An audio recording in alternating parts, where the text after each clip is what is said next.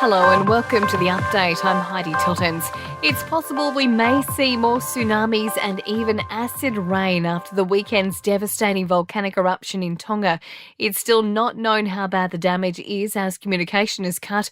Volcanologist Professor Shane Cronin says continual eruptions aren't the only risk. Quite fortuitously, I think a lot of the ash plume has gone over uninhabited parts of the Pacific, so kind of between Tonga and Fiji, although there is still a fair amount of sulfur dioxide in the atmosphere, and so that can continue to produce acid rain. The Therapeutic Goods Administration has approved a fifth vaccine for international travel to Australia.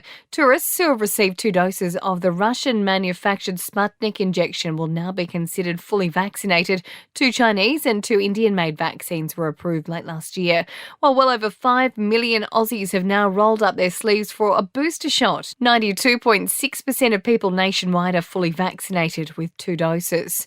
The Prime Minister is being accused of obstructing Australia's economic recovery despite optimistic new forecasts.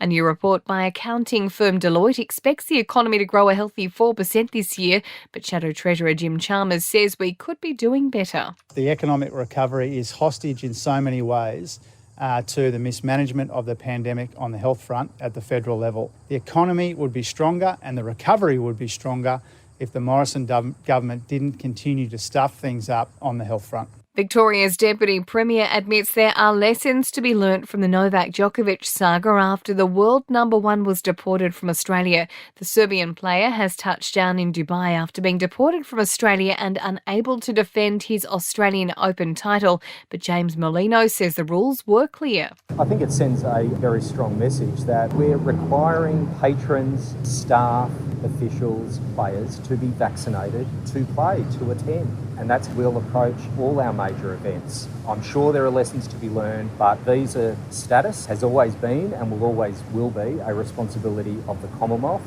And a new campaign is being launched to alert people to the cancer risk associated with drinking alcohol. 56% of surveyed Australians know there is an associated risk, 20% are unaware, and 24% thought there was no risk. In sport, Rafael Nadal is through to the second round of the Australian Tennis Open after a straight sets win over Marcus Giron. There has been some Aussie success at the Open where wildcard Alexander Vucic has managed a 4-set upset over number 30 seed Lloyd Harris, booking himself a spot in the second round. Travis Head has been named Player of the Ashes series after Australia wrapped up a 4-0 series win in Hobart. And NBA heavyweights, the Brooklyn Nets expect Kevin Durant to miss up to 6 weeks with a knee injury. In entertainment news, Kanye has had a dig at the Kardashians on Instagram, claiming they didn't give him the details of his daughter Chicago's 4th birthday party. He made it there in the end, though. I just gotta shout out to Travis Scott for sending me the address and the time. The latest installment in the Scream franchise has dominated at the US box office over the weekend, raking in $30.6 million. And Celine Dion has cancelled the remaining shows of her Courage World Tour because of ongoing health issues. The singer says she's recovering from severe and persistent muscle spasms. And that's the latest from the Nova Podcast News team. But we'll see you tomorrow morning for another episode of The Update.